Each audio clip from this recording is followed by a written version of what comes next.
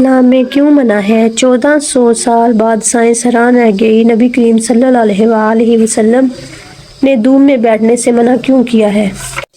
پیارے ناظرین، دھوپ میں نہ بیٹھنے میں کیا حکمتیں اور کیا راز پوشیدہ ہیں؟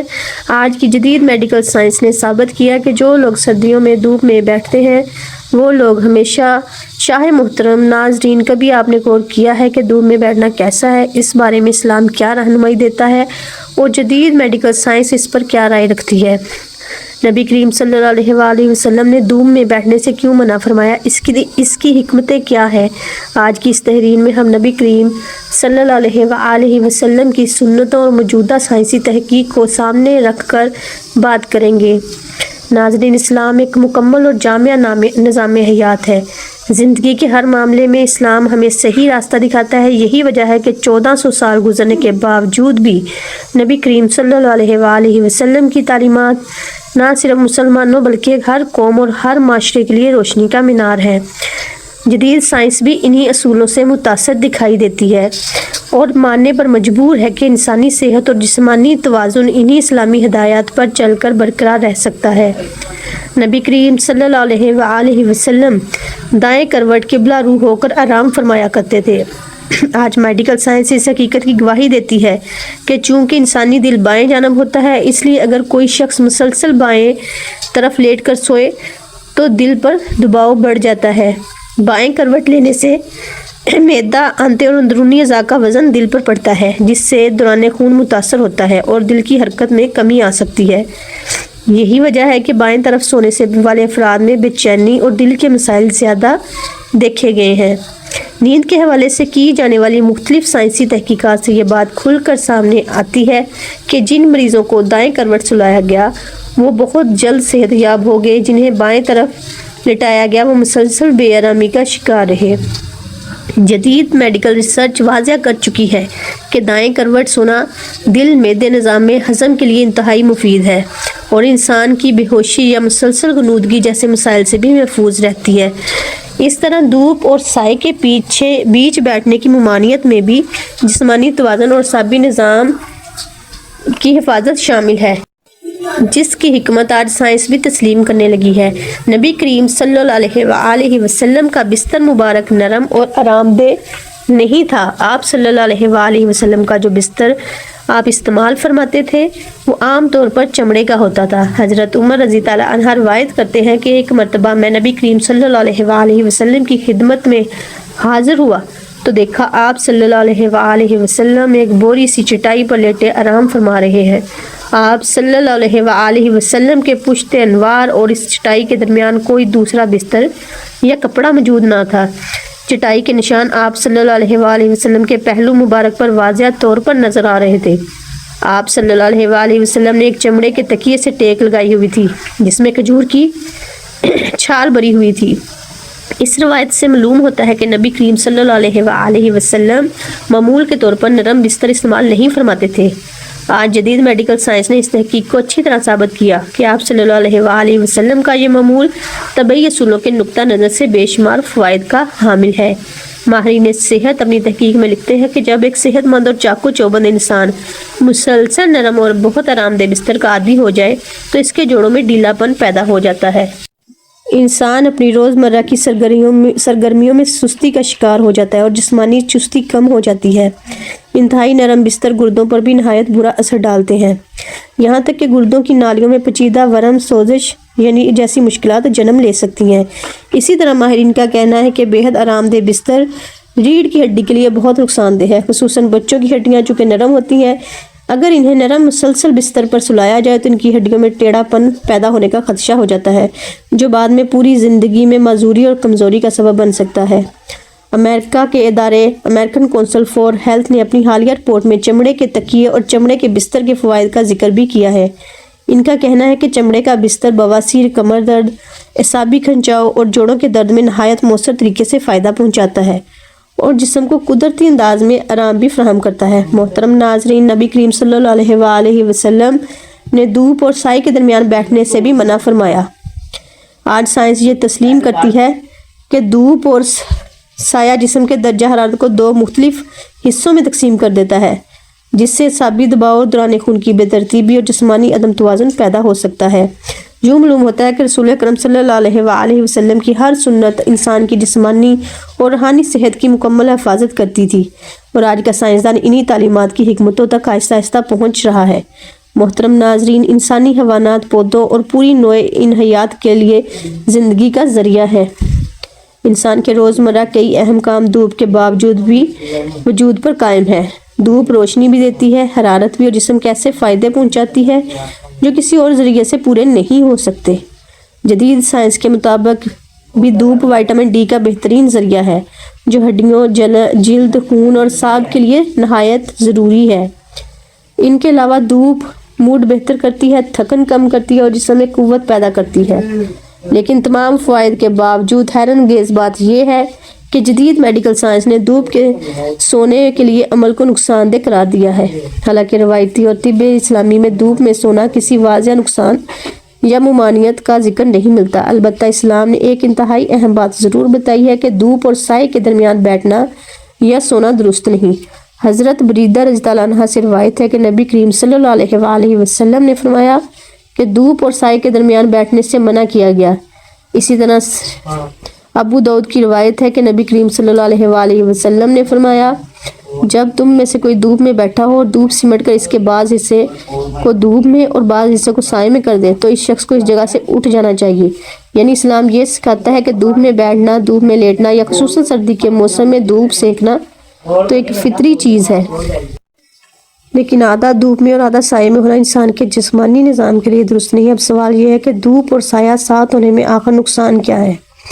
جدید میڈیکل سائنس اس بات کا سائنسی پہلو بھی بیان کیا ہے۔ جب انسان کا جسم ایک ہی وقت میں دو مختلف درجہ حرارت سے ٹکراتا ہے، یعنی جسم کا ایک حصہ دھوپ میں ہو اور دوسرا حصہ سائے میں، تو اس سے خون کی گردش غیر متوازن ہو جاتی ہے۔ انسانی جسم کا وہ حصہ جو دھوپ میں ہوتا ہے، اس میں حرارت بڑھنے کی وجہ سے خون تیزی سے گردش کرتا ہے، جبکہ جو حصہ سائے میں ہوتا ہے، اس میں خون کی روانی سست پڑ جاتی ہے۔ یہ جسم کے اندر گردش خون کے دو الگ الگ رخ بن جاتے ہیں جو اندرونی نظام کو متاثر کرتے ہیں، اور بعض اوقات یہ کیفیت سر درد، جسمانی کمزوری، اعصابی دباؤ، یہاں تک کہ فالج یا اعصابی خلل جیسی بیماریوں کا سبب بھی بن سکتی ہے۔ سبحان اللہ، کتنی عظیم حکمتیں اس فرامین رسول صلی اللہ علیہ وآلہ وسلم میں۔ اس زمانے میں سائنس کا کوئی وجود نہ تھا، نہ تحقیق کے آلات تھے، نہ لیبارٹریاں، مگر نبی کریم صلی اللہ علیہ وآلہ وسلم نے وہ تمام حقیقتیں واضح فرما دیں جنہیں آج کی جدید ترین سائنس بھی ثابت کر رہی ہے۔ ایک روایت میں بھی یہ آتا ہے کہ نبی کریم صلی اللہ علیہ وآلہ وسلم نے فرمایا کہ دھوپ اور سائے والی جگہ پر بیٹھنے سے منع کیا گیا اور اسے شیطان کے بیٹھنے کی جگہ قرار دیا گیا۔ یہاں اس بات کا مطلب یہ ہے کہ شیطان انسان کو تکلیف دینے کے لیے اس طرح کی جگہوں کی طرف مائل کرتا ہے، یعنی وہ چاہتا ہے کہ انسان ایسے مقام پر بیٹھے یا لیٹے جہاں جسمانی نقصان کا امکان ہو۔ چونکہ شیطان انسان کا روحانی ہی نہیں بلکہ جسمانی دشمن بھی ہے، اس لیے وہ ان جگہوں کی طرف انسان کو راغب کرتا ہے جہاں نقصان کا اندیشہ ہو۔ علماء فرماتے ہیں کہ یہ ممانعت طبی اعتبار سے بھی نہایت حکیمانہ ہے، کیونکہ انسان جب دھوپ اور سائے کے فرق میں بیٹھتا ہے تو جسمانی توازن بگڑتا ہے۔ اس لیے اگر کوئی شخص لا علمی میں ایسی جگہ بیٹھ جائے تو اس پر شرعاً کوئی گناہ نہیں، مگر چونکہ اس کے جسم کے لیے یہ بہتر نہیں ہے اور خطرے کی علامت ہے، اس لیے اسے بچنا افضل ہے۔ بہتر حکمت کے عین مطابق ہے۔ اس حکم کا مقصد بندے کے لیے سہولت، شفقت اور غیر خیر خواہی ہے، نہ کہ سختی یا پابندی۔ اس لیے کچھ علماء نے تنزیہی کراہت یعنی ناپسندیدہ عمل قرار دیا ہے۔ دھوپ میں بیٹھنے، دھوپ میں چلنے اور سردیوں کے موسم میں دھوپ سینکنے کا عمل ہر معاشرے میں نظر آتا ہے، اور یہ انسان کی فطرت کے بھی عین مطابق ہے۔ دھوپ قوت مدافعت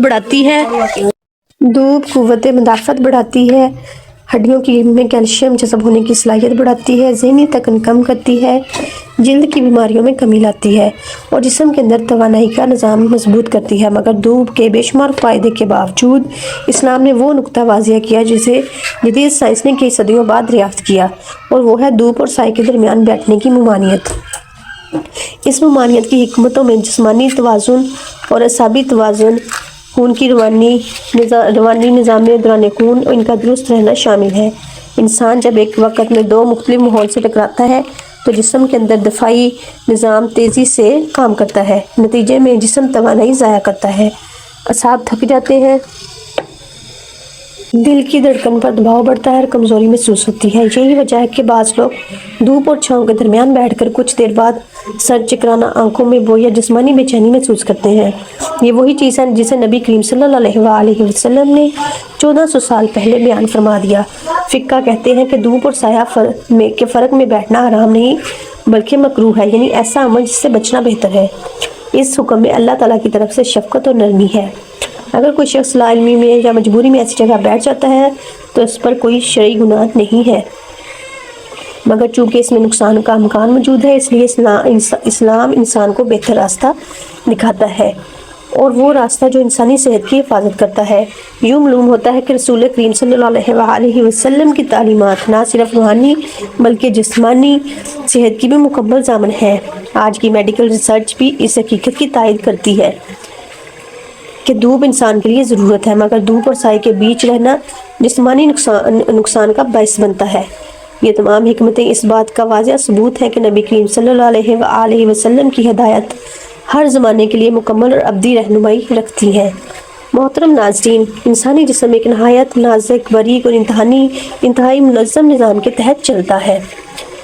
اللہ تعالیٰ نے ہمارے جسم کے ہر عضو کو ایک مخصوص ترتیب، مخصوص بہاؤ اور خاص انداز کار کے ساتھ بنایا ہے۔ اس لیے نبی کریم صلی اللہ علیہ وآلہ وسلم کے فرامین اور سنتوں میں ہمیں جسمانی صحت اور ذہنی توازن اور نیند کے آداب کے بارے میں بے شمار ہدایات نظر آتی ہیں۔ اندھے منہ لیٹنے سے منع کرنا بھی ہے۔ نبی کریم صلی اللہ علیہ وآلہ وسلم نے اس انداز میں سونے اور لیٹنے کو نہ صرف ناپسند فرمایا بلکہ اس سے واضح الفاظ سے منع بھی فرمایا۔ یہ پابندی دراصل اس لیے نہیں کہ انسان پر کوئی تنگی کی جائے بلکہ اس لیے ہے کہ یہ انداز نیند جسم کے اندرونی ڈھانچے کے قدرتی ترتیب کے منافی ہے۔ جب انسان اندھے منہ لیٹتا ہے تو جسم کے وہ اعضاء جو کھلے سینے، آزاد نظام تنفس اور درست خون کی گردش کے محتاج ہیں وہ دباؤ میں آ جاتے ہیں۔ مثال کے طور پر ایسے انداز میں لیٹنے سے تمام اعضائے ہضم اور اعضائے رسیہ اپنی قدرتی پوزیشن سے ہٹ جاتے ہیں۔ معدہ، آنتیں، جگر اور پھیپھڑے اس زاویے میں دباؤ کی زد میں آ جاتے ہیں جس سے نظام ہضم سست ہونے لگتا ہے اور آنتوں کی حرکت غیر متوازن ہو جاتی ہے۔ طبی ماہرین کے مطابق جو انسان مسلسل الٹا لیٹنے کا عادی بن جاتا ہے اس کے اندر ایسڈ ریفلیکس، بدہضمی، جلن اور گیس جیسے مسائل پیدا ہو جاتے ہیں اور بعد میں یہ بیماریاں مستقل صورت اختیار کر لیتی ہیں۔ اسی طرح سینے پر وزن بڑھنے کی وجہ سے پھیپھڑوں کی کارکردگی کم ہو جاتی ہے، سانس اندر تک نہیں جا پاتی اور جسم کو مطلوبہ آکسیجن پوری مقدار میں نہیں ملتی۔ اسی وجہ سے تھکن، سستی اور دماغی کمزوری پیدا ہونے لگتی ہے۔ لیکن ان سب نقصانات میں سب سے بڑا نقصان دماغ کو پہنچتا ہے۔ دماغی لہریں جو عام حالات میں پوری ترتیب اور مثبت توازن سے چل رہی ہوتی ہیں الٹا لیٹنے سے متاثر ہو جاتی ہیں، ان کا بہاؤ بگڑ جاتا ہے اور سائنسی زبان میں یہ لہریں مثبت رخ سے ہٹ کر منفی فریکوینسی اختیار کر لیتی ہیں۔ جب یہ تبدیلی آتی ہے تو سب سے پہلا اثر نیند پہ پڑتا ہے۔ ایسے افراد کو ڈرانے، خوف، بے چینی، خوف اور ذہنی انتشار زیادہ محسوس ہوتا ہے۔ یہی نہیں، ماہر نفسیات کے مطابق مسلسل اس انداز میں سونے والے افراد کی سوچ، فیصلہ سازی، روزمرہ رویے اور ذہنی ترجیحات بھی متاثر ہونے لگتی ہیں۔ انسان الٹی سمت میں سوچنے لگتا ہے، بے ربط باتیں کرنے لگتا ہے اور فیصلہ سازی میں غلطیوں کا شکار ہو جاتا ہے۔ یہی وجہ ہے کہ نبی کریم صلی اللہ علیہ وآلہ وسلم نے اس انداز کو ناپسند فرمایا، کیونکہ یہ انداز فطرت کے خلاف ہے۔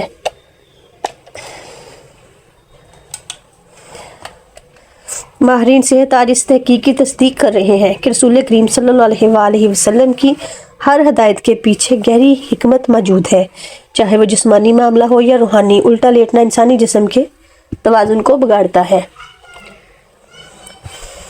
اور زندگی کے معمولات میں بگاڑ پیدا کرتا ہے۔ اس لیے اسلام نے فطرت کے مطابق سونے کا طریقہ اپنانے کی تعلیم دی تاکہ جسم، ذہن اور روح تینوں صحت مند رہیں۔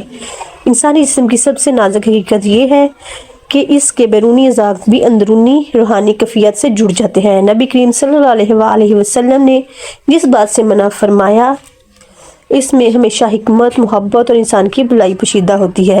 اندھے منہ لیٹنے کی ممانعت صرف ایک ظاہری حکم نہیں، یہ دراصل انسان کے جسم، دل، دماغ اور روح کے توازن کا مسئلہ ہے۔ جدید سائنس تحقیق بتاتی ہے کہ جب کوئی شخص پیٹ کے بل لیٹتا ہے تو جسم کا پورا وزن گردوں، جگر، دل، پھیپھڑوں اور معدے کے غیر فطری دباؤ کا باعث بنتا ہے۔ دل کو خون پمپ کرنے میں دشواری ہوتی ہے، معدہ اپنی اصل حرکت سے ہٹ جاتا ہے اور گردن غیر قدرتی زاویے پر دباؤ کا شکار ہو جاتی ہے، جس سے نہ صرف نیند متاثر ہوتی ہے بلکہ اعصاب بھی سست پڑنے لگتے ہیں۔ یہی وجہ ہے کہ ماہر نفسیات کہتی ہے کہ جو لوگ پیٹ کے بل سوتے ہیں ان میں بے چینی، ڈرامہ، خوف، ذہنی انتشار زیادہ جنم لیتا ہے۔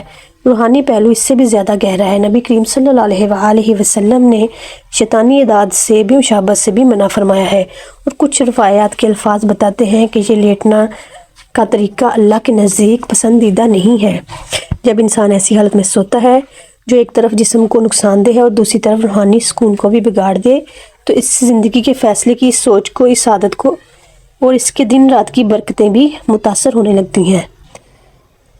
بے ترتیبی صرف جسم میں نہیں اترتی، یہ انسان کے معاملات اور فیصلوں تک پہنچ جاتی ہے۔ اس طرح زیادہ سونا بھی ایک ایسا عمل ہے جسے دنیا اور آخرت دونوں حوالوں سے نقصان دہ کہا گیا ہے۔ زیادہ سونا دل کو کمزور کرتا ہے، بدن کو سست کرتا ہے اور نظر کی کمزوری کا سبب بنتا ہے۔ آنکھوں کے غلاف یعنی پپوٹوں پر ورم آ جائے تو نگاہ کی تیزی ختم ہونے لگتی ہے، شدید چبھن اور کمزوری پیدا ہوتی ہے، اور یہ حالت بعد میں مستقل بیماری کا رخ بھی اختیار کر سکتی ہے۔ اتباع کہتی ہے کہ زیادہ سونے والے افراد میں 2 بیماریاں بڑی تیزی سے بڑھتی ہیں، مرگی اور بے خوابی۔ یہ دونوں بیماریاں ایک دوسرے کی ضد ہیں، مگر کمال یہ ہے کہ زیادہ سونے سے دونوں پیدا ہوتی ہیں، ایک جسم کی خرابی کے سبب اور دوسری ذہن کی بے ترتیبی کے سبب۔ زیادہ سونا انسان کے اندرونی نظام ہضم کے لیے بھی نقصان دہ ہے۔ امید کرتی ہوں آج کی ویڈیو آپ کو اچھی لگی ہوگی۔ اچھی لگی تو لائک کریں، شیئر کریں اور چینل کو سبسکرائب کرنا مت بھولیں۔ اپنی